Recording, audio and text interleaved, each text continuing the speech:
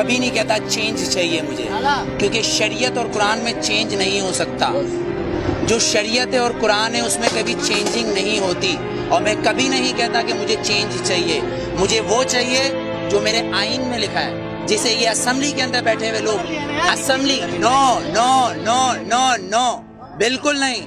اس آئین کو پڑھیں، کیونکہ آسما جہانگیر نے اس آئین کو اپنا بنایا ہوا ہے، صفدر عباسی نے اس آئین کو اپنا بنایا ہوا ہے. پر دستور پاکستان کا آرٹیکل نمبر 1 یہ کہتا ہے کہ یہ سلطنت خداداد پاکستان ہے، مطلب یہ اللہ کی زمین ہے. اگر میرا گھر ہے تو میرا قانون چلے گا. آپ نے مطالعہ پاکستان کی 9th کلاس کی کتاب پڑھی ہوگی جس کے اندر 14 نکات قائد اعظم کے ہیں، پر آپ آئین پاکستان پڑھنا بھول گئے جو منشور قرآن سے ہے.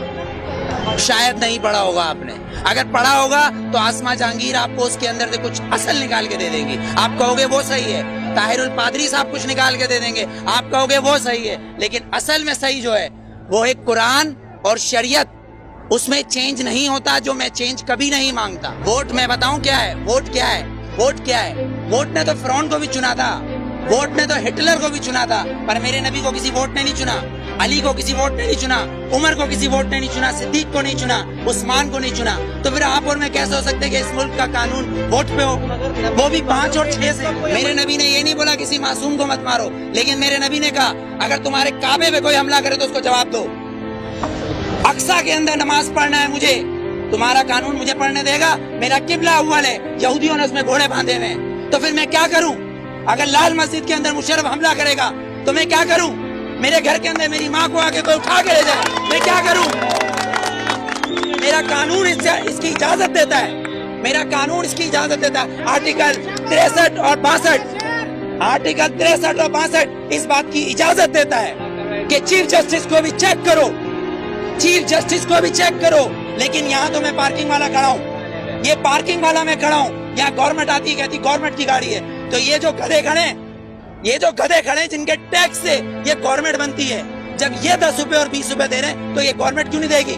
یہاں تو یہ قانون ہے، 3 قانون، آرمی کا ایک، گورنمنٹ کا ایک، اور ایک مجھ جیسے اور ہم جیسے گدھوں کا الگ. کیونکہ ہم حبیب جالب کے بقول ہم 18 کروڑ گدھے ہیں، ہم 18 کروڑ گدھے ہیں.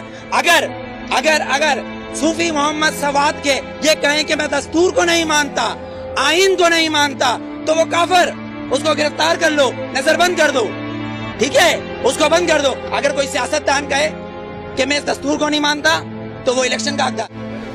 آپ کو کتنا لون معاف کیا، مجھے کتنا لون معاف کیا، پر ہمارے سیاستدانوں کو اربوں روپیہ معاف. بلاول زرداری صاحب کا 30 ارب روپے کا محل رائے میں بن رہا ہے، وہ بھی کس سے لیا ہے؟ ملک ریاض سے. Malik Riaz no you are not corrupt, I am not corrupt.